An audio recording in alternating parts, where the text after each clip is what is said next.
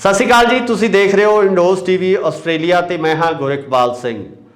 अज असी अजिही शख्सियत नूं तुहाडे रूबरू कर रहे हैं, अजिहे शख्स नूं तुहाडे नाल मिला रहे हैं जिन्हां दे गीत 90 तो लैके हुण तक लगातार चलते आ रहे हैं। तो उन्हां गीतां दे विच जे आपां गल करिए तां माही चाहुंदा किसे होर नूं, जिन्ने टुकड़े होने दिल दे नहीं, हर टुकड़े ते तेरा ना होना है।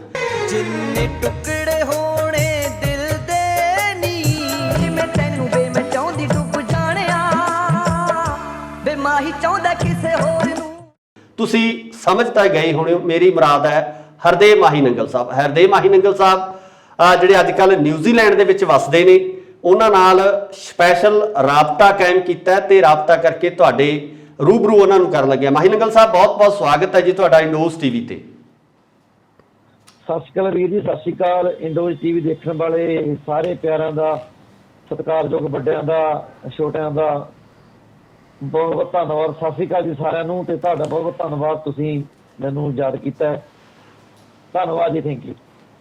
माही नंगल साहब पहला सवाल तुहानूं यही रखदे हां, तुसीं काफ़ी लंबे समय बाद कम बैक कीता है। तुहाडा गीत है जिहड़ा सजरी सजरी जिहड़ा आया, काफ़ी मकबूल होया वो गीत, तुहानूं चाहण वालियां ने रज के इस गीत नूं प्यार दिता है। इस गीत बारे की कहना तुहाडा?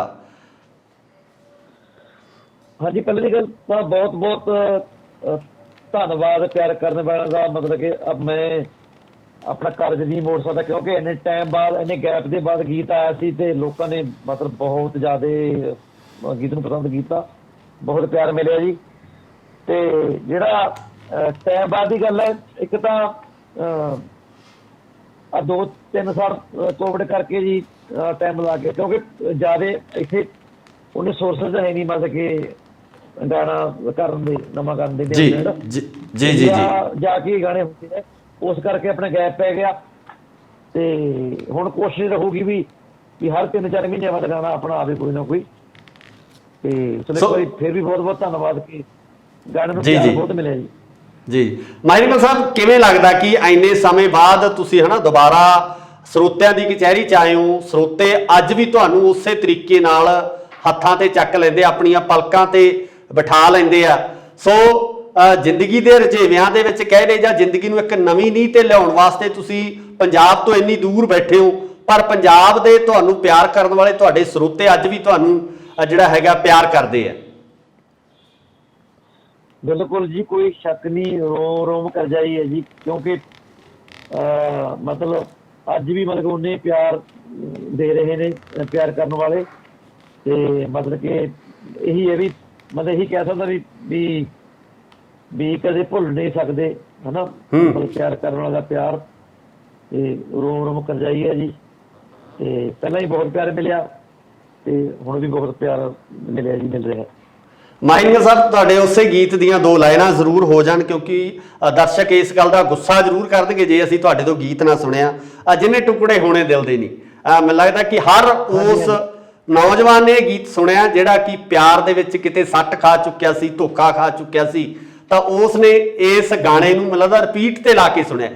2 शब्द आ जिहड़े ये गाने दे हो जाण जी। हाँ जी, जरूर जी। तू मेरी क्यों सकदी नी, दस तेरी की मजबूरी है, मैं तेरे बिन दी सकदा नी, तैनू दसना बहुत जरूरी है, जे छड्ड के तुर गई बेदर्दे, तेरे मगरों असी फना होना,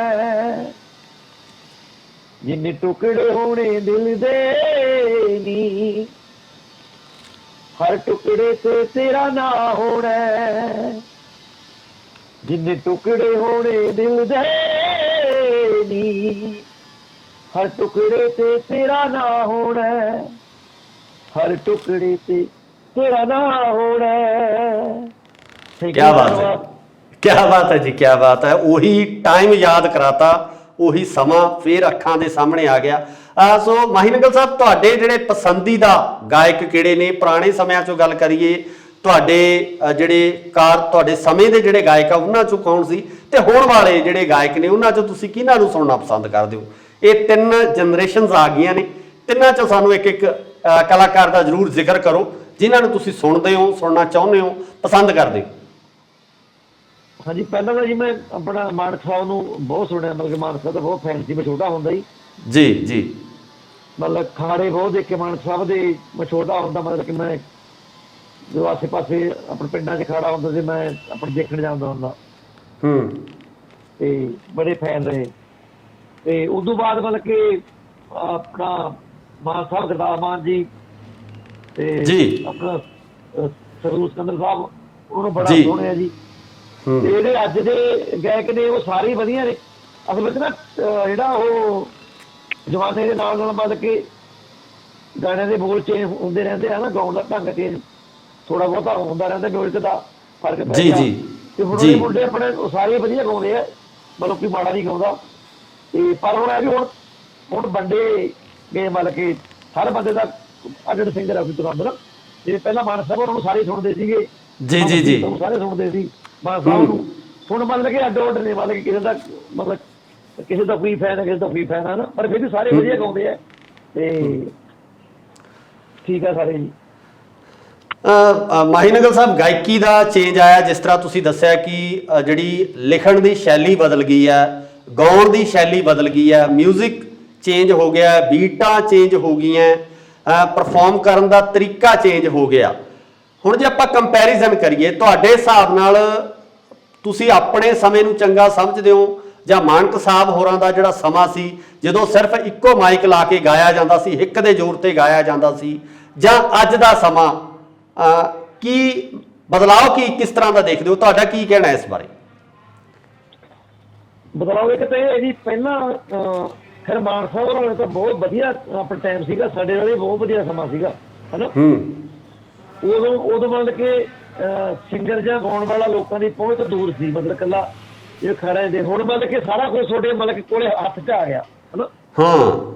ਤੁਸੀਂ ਕਿਸੇ ਨੂੰ ਵੀ ਸੁਣ ਲਓ ਹਨਾ। ਤੇ ਮਤਲਬ ਜਿਹੜੀ ਖਿੱਚ ਹੁੰਦੀ ਸੀ ਪਹਿਲਾਂ, ਇੱਕ ਤਾਂ ਉਹ ਨਹੀਂ ਰਹੀ। ਨੰਬਰ 2 ਮਤਲਬ ਕਿ ਜਿਹੜੀ ਨਵੀਂ ਪੀੜ੍ਹੀ ਹੈ, ਮਤਲਬ ਨਵੀਂ ਪੀੜ੍ਹੀ ਨੇ ਮਤਲਬ ਕਿ ਸਿੰਗਰ ਨੂੰ ਹਿੱਟ ਕਰਨਾ ਹੁੰਦਾ। ਉਦੋਂ ਮਾਨ ਸਾਹਿਬ ਹੋਰਾਂ ਵੇਲੇ ਜਿਹੜੇ ਮਾਨ ਸਾਹਿਬ ਦੇ ਹਾਣੀ ਸੀਗੇ, ਉਹਨਾਂ ਦੇ ਮੁਹੰਮਦ ਸਿੱਦੀਕ ਸਾਹਿਬ ਹੋਰਾਂ ਦੇ, ਉਹ ਹਾਣੀ ਨੇ ਆਪਣਾ ਪਸੰਦ ਕੀਤਾ। ਸਾਡੇ ਵੇਲੇ ਜਿਹੜੇ ਸਾਡੇ ਹਾਣ ਦੀ ਪੀੜ੍ਹੀ ਸੀਗੀ, ਉਹਨਾਂ ਨੇ ਪਸੰਦ ਕੀਤਾ ਉਹਨੂੰ। ਜਿਹੜੀ ਹੁਣ ਦੀ ਨਵੀਂ ਪੀੜ੍ਹੀ ਹੈ, ਉਹਨਾਂ ਨੇ ਇੱਕ ਕਲਾਕਾਰ ਨੂੰ ਆਪਣਾ ਲਾਈਕ ਕਰਦੀ ਹੈ ਨਾ, ਮਤਲਬ ਜਿਵੇਂ ਅੱਜ ਕੱਲ੍ਹ ਚੱਲਦੇ ਆ ਮੁੰਡੇ ਸਾਰੇ, ਮਤਲਬ ਸਮਾਂ ਬਦਲਦਾ ਰਹਿੰਦਾ ਹੈ। ਜਿਹੜੀ ਨਵੀਂ ਪੀੜ੍ਹੀ ਮਤਲਬ ਕਿ ਜਿਹਨੂੰ ਆਪਣਾ ਲਾਈਕ ਕਰਦੀ ਹੈ, ਉਹ ਮਤਲਬ ਹਿੱਟ ਹੋ ਜਾਂਦਾ ਜੀ। ਗੱਲ ਇਹ ਆ ਬਸ।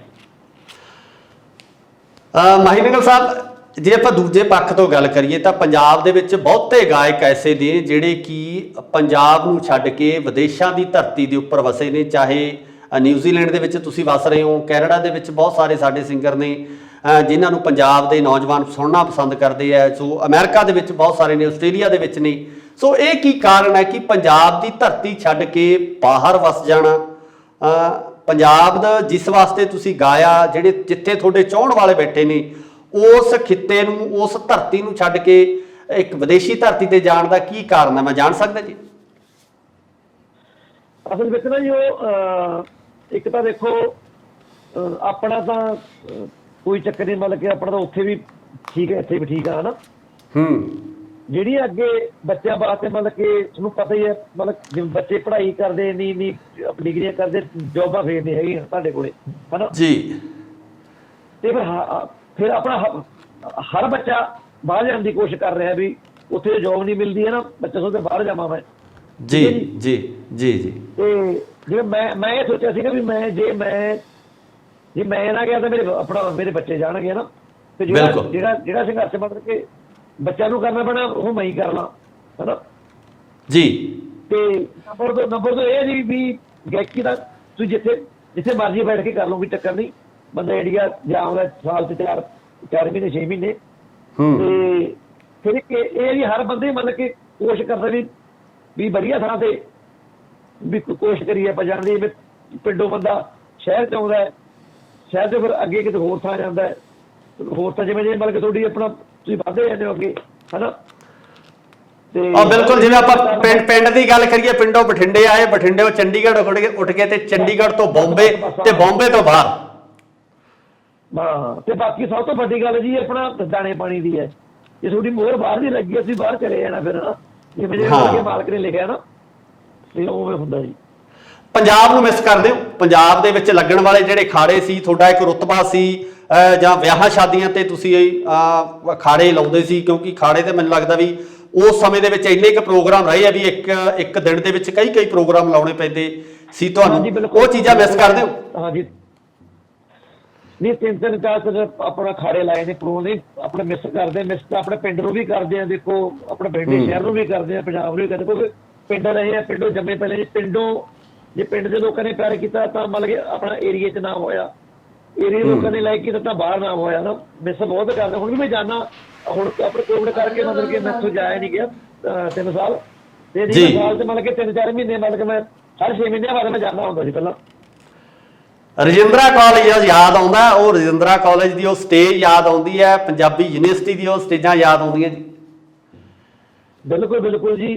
ਮਤਲਬ ਕਿ ਸਕੂਲ ਦੇ ਕੰਪੀਟੀਸ਼ਨ, ਫਿਰ ਕਾਲਜ ਦੇ ਕੰਪੀਟੀਸ਼ਨ, ਫਿਰ ਆਪਣੀ ਯੂਨੀਵਰਸਿਟੀ ਦੇ ਕੰਪੀਟੀਸ਼ਨ, ਤੇ ਉਹ ਬਹੁਤ ਯਾਦ ਆਉਂਦੇ। ਇੱਕ ਥੋੜਾ ਜਿਹਾ ਮਾਹੌਲ ਚੇਂਜ ਹੋ ਗਿਆ ਜੀ ਉਦੋਂ, ਮਤਲਬ ਕਿ ਥੋੜਾ ਜਿਹਾ ਮਾਹੌਲ ਹੋਰ ਸੀਗਾ, ਮਤਲਬ ਕਿ ਇੱਕ ਨਾ ਮਿਲਣ ਗਿਲਣ ਦਾ ਚਾਅ ਹੁੰਦਾ ਸੀਗਾ ਜੀ, ਜੀ। ਇਕੱਠੇ ਹੋਣ ਦਾ ਯਾਰਾਂ ਦੋਸਤਾਂ ਨੂੰ, ਮਿੱਤਰਾਂ ਨੂੰ। ਹੁਣ ਤਾਂ ਥੋੜਾ, ਹੁਣ ਮਤਲਬ ਕਿ ਇੱਕ ਦੂਜੇ ਨੂੰ ਮਿਲ ਕੇ ਖੁਸ਼ ਨਹੀਂ ਕੋਈ ਉੱਥੇ, ਪਤਾ ਨਹੀਂ ਗੱਲ ਕੀ ਹੈ, ਮਤਲਬ ਕਿ ਆਪਣੇ ਲੋਕ ਮਸਤ ਹੋ ਗਏ, ਜਾਂ ਆਪਣਾ ਫੋਨਾ ਕਰਕੇ ਮਤਲਬ ਕਿ ਵੀ ਉਹ ਥੋੜਾ ਜਿਹਾ ਮਾਹੌਲ ਰਿਹਾ ਨਹੀਂ ਪਹਿਲਾਂ ਵਾਲਾ। ਸਮੇਂ ਦੇ ਹਿਸਾਬ ਨਾਲ ਸਭ ਕੁਝ ਚੇਂਜ ਹੁੰਦਾ ਹੈ, ਯਾਰੀਆਂ ਦੋਸਤੀਆਂ ਵੀ ਚੇਂਜ ਹੁੰਦੀਆਂ ਹੈ, ਜਿਹੜਾ ਨਿੱਜੀ ਸੁਭਾਅ ਉਹ ਵੀ ਚੇਂਜ ਹੁੰਦਾ ਹੈ। ਸੋ ਮਾਹੀ ਨੰਗਲ ਸਾਹਿਬ, ਅਗਲਾ ਸਵਾਲ ਤੁਹਾਨੂੰ ਤੁਸੀਂ ਭਿੰਦਰ ਡਾਬਾਲੀ ਨੂੰ ਬਹੁਤ ਗਾਇਆ, ਭਿੰਦਰ ਡਾਬਾਲੀ ਦੇ ਲਿਖੇ ਗੀਤ ਜਾਂ ਉਹਨਾਂ ਦੇ ਗੀਤਾਂ ਦਾ ਵਿਚਲਾ ਦਰਦ ਸੀਗਾ, ਤੁਸੀਂ ਆਪਣੀ ਆਵਾਜ਼ ਰਾਹੀਂ ਲੋਕਾਂ ਦੇ ਸਾਹਮਣੇ ਰੱਖਿਆ। ਕਿਹੜੇ ਮੈਂ ਜਾਣਨਾ ਚਾਹੂੰਗਾ ਵੀ ਕਿਹੜੇ ਹੋਰ ਗੀਤਕਾਰ ਸੀ ਜੋ ਭਿੰਦਰ ਡਾਬਾਲੀ ਤੋਂ ਬਿਨਾਂ ਤੁਸੀਂ ਜਿਨ੍ਹਾਂ ਦੇ ਗੀਤ ਗਾਏ? ਬਹੁਤ ਸਾਰੇ ਗੀਤਕਾਰ ਸੀਗੇ ਜੀ ਉਦੋਂ। ਆਪਣਾ ਭਿੰਦਰ ਬਾਈ ਤੋਂ ਬਾਅਦ ਦੀਪਾ ਘੋਲੀਆ, ਬੂਟਾ ਭਾਈ ਰੂਪਾ, ਬਲਜਿੰਦਰ ਮਾਨਕੋਟ ਭਾਈ, ਸ਼ੇਖਰ ਤਲਵੰਡੀ, ਪ੍ਰੀਤ ਕਾਲਚਰਾਣੀ, ਰਾਜ ਮਹਾਰਾਜ, ਹੈਪੀ, ਕੁਲਵੰਤ, ਦਵਿੰਦਰ ਰਾਜ, ਤੇ ਗਗਨ ਬੇਦੀ, ਮਤਲਬ ਬਹੁਤ ਸਾਰੇ ਨਾਮ ਨੇ ਹੁਣ ਮੇਰੇ ਆਪਣਾ ਵਿਸਰੇ ਪਏ ਨੇ। ਤੇ ਜੀ। ਮਤਲਬ ਭਿੰਦਰ ਬਾਈ ਵੀ ਆਪਣੀ ਟੇਪਾਂ 'ਚ ਮਤਲਬ ਕਿ ਜਿਵੇਂ ਇੱਕ ਦੋ ਗੀਤ ਆਪਣੇ ਪਾਉਂਦੇ ਹੁੰਦੇ, ਤੇ ਬਾਕੀ ਹੋਰ ਗੀਤਕਾਰਾਂ ਦੇ ਗੀਤ ਪਾਉਂਦੇ ਹੁੰਦੇ ਹਨਾ, ਤੇ ਮਤਲਬ ਬਹੁਤ ਸਾਰੇ ਗੀਤਕਾਰਾਂ ਨੂੰ ਗਾਇਆ। ਤੇ ਬਾਕੀ ਜੇ ਆਪਾਂ ਇਹਨਾਂ ਗੀਤਾਂ ਚੋਂ ਜਿਹੜੇ ਹੁਣ ਤੱਕ ਤੁਹਾਡੇ ਗੀਤ ਆਏ, ਇਹਨਾਂ ਗੀਤਾਂ ਚੋਂ ਤੁਹਾਡੇ ਪਸੰਦੀਦਾ ਗੀਤ ਕਿਹੜੇ ਨੇ, ਜਿਹੜੇ ਲੱਗਦੇ ਹੁਣ ਵੀ ਯਾਰ ਆਹ ਗੀਤ ਜੇ ਮੈਂ ਮਤਲਬ ਗਾ ਲਿਆ ਤਾਂ ਮੇਰੀ ਖੁਸ਼ਕਿਸਮਤੀ ਹੈ? ਵੀ ਤੁਸੀਂ ਕਿਹੜੇ ਗੀਤਾਂ ਨੂੰ ਸਭ ਤੋਂ ਜ਼ਿਆਦਾ ਪਿਆਰ ਕਰਦੇ ਹੋ? ਗੀਤ ਜੀ ਉਹ ਤਾਂ ਸਾਰੇ ਦੇਖੋ ਆਪਣਾ ਵਧੀਆ ਹੁੰਦੇ ਆ, ਕਲਾਕਾਰ ਨੂੰ ਵਧੀਆ ਆਪਣਾ ਲੱਗਦੇ ਆ, ਤੇ ਫਿਰ ਵੀ ਕੁਝ ਗੀਤ ਸੀਗੇ, ਜਿਵੇਂ ਮੇਰਾ ਪਹਿਲਾ ਗੀਤ ਸੀ ਇੱਕ ਆਪਣਾ ਬੇਮ ਕੁੜੀ ਗਰੀਬਾਂ ਦੀ ਜੀ, ਬਹੁਤ ਵਧੀਆ ਗੀਤ ਸੀਗਾ, ਸੱਭਿਆਚਾਰ ਗੀਤ ਸੀਗਾ। ਫਿਰ ਉਹ ਵੱਡੀ ਭਾਬੀ ਮਾਂ ਵਰਗੀ ਬੜਾ ਪਿਆਰਾ ਗੀਤ ਸੀਗਾ। ਫਿਰ ਬਾਈ ਦਾ ਗੀਤ, ਭਿੰਦਰ ਬਾਈ ਜੀ ਦਾ, ਜਿਹਨੇ ਟੁਕੜੇ ਹੋਣੇ ਦਿਲ ਦੇ ਨਹੀਂ, ਜੀ, ਤੇ ਤੇਰਾ ਨਾਂ ਹੋਣਾ ਹੈ। ਤੇ ਮਤਲਬ ਫਿਰ ਆਪਣਾ ਧਾਰਮਿਕ ਸੌਂਗ ਸੀ ਮੇਰੇ, ਬੋਲ ਵਾਹਿਗੁਰੂ ਬੋਲ ਬੜਾ ਚੱਲ ਚਲੀਏ ਗੁਰੂ ਦੁਆਰੇ, ਮਤਲਬ ਕਿ ਬਹੁਤ ਸਾਰੇ ਗੀਤ ਨੇ, ਇਹਦੇ ਬਹੁਤ ਵਧੀਆ ਗੀਤ ਨੇ। ਬਾਕੀ ਮੇਰੇ ਹਿਸਾਬ ਨਾਲ ਮਤਲਬ ਕਿ ਮੈਂ ਆਪਣੇ ਵੱਲੋਂ ਤਾਂ ਮੈਂ ਕੋਈ ਮਾੜਾ ਗੀਤ ਗਾਇਆ ਨਹੀਂ, ਸਾਰੇ ਵਧੀਆ ਗੀਤ ਗਾਏ ਨੇ, ਤੇ ਫਿਰ ਵੀ ਚਲੋ ਕਈ ਵਾਰੀ ਕੋਈ ਆਪਣਾ ਕਮੀ ਪੇਸ਼ੀ ਰਹਿ ਜਾਂਦੀ ਹੈ ਨਾ। ਪੰਜਾਬ ਦੇ ਤੁਹਾਡੇ ਚਾਹਣ ਵਾਲਿਆਂ ਨੂੰ ਕਦੋਂ ਉਹਨਾਂ ਦੇ ਰੂਬਰੂ ਹੋ ਰਹੇ ਹੋ, ਕਦੋਂ ਤੁਸੀਂ ਪੰਜਾਬ ਦੀ ਫੇਰੀ ਤੇ ਆ ਰਹੇ ਹੋ, ਜਾਂ ਪੰਜਾਬ ਦੇ ਵਿੱਚ ਜਿਹੜੇ ਤੁਹਾਡੇ ਚਾਹਣ ਵਾਲੇ ਨੇ ਤੁਹਾਨੂੰ ਮਿਲ ਸਕਦੇ ਨੇ, ਤੁਹਾਡੇ ਖਾੜੇ, ਤੁਹਾਡੇ ਪ੍ਰੋਗਰਾਮ ਜਿਹੜੇ ਦੇਖ ਸਕਦੇ ਨੇ? ਮੈਂ ਬਾਈ ਜੀ ਮੈਂ ਆਪਣਾ ਜਨਵਰੀ 'ਚ ਜਾ ਰਿਹਾ ਇੰਡੀਆ ਜੀ, ਤੇ ਫਿਰ 2-3 ਮਹੀਨੇ ਆਪਣਾ ਲਾਵਾਂਗੇ ਜੀ ਉੱਥੇ ਹੀ। ਸੋ ਕੋਈ ਸੁਨੇਹਾ ਦੇਣਾ ਚਾਹੁੰਦੇ ਹੋ ਆਪਣੇ ਦਰਸ਼ਕਾਂ ਨੂੰ, ਆਪਣੇ ਪਿਆਰ ਕਰਨ ਵਾਲਿਆਂ ਨੂੰ, ਕੀ ਸੁਨੇਹਾ ਦੇਣਾ ਚਾਹੁੰਦੇ ਹੋ?